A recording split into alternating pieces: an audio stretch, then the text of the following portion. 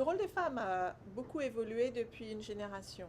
Donc en fait, donc maintenant, qu'est-ce qui se passe? Ben déjà, les femmes maintenant font partie de l'actionnariat de manière à peu près naturelle, à peu près partout. Elles sont de plus en plus elles accèdent de plus en plus à des rôles de leadership, en particulier avec des processus de nomination qui se sont professionnalisés. On considère mieux tous les talents. Et puis, bah, du coup, leur motivation et celle de leurs descendants, je veux dire, sont là aussi pour, euh, pour encourager l'entreprise familiale.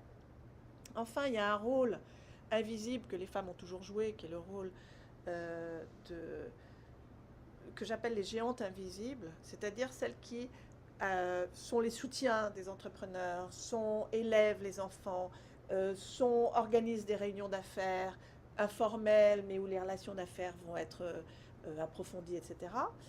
Et ce rôle de géante invisible, en fait, est en train de passer dans le domaine du visible, puisqu'on parle de plus en plus de leader familial, leader de la famille, de président du conseil de famille, etc. Donc tous ces rôles sont en train de sortir de l'ombre, ce qui les valorise évidemment.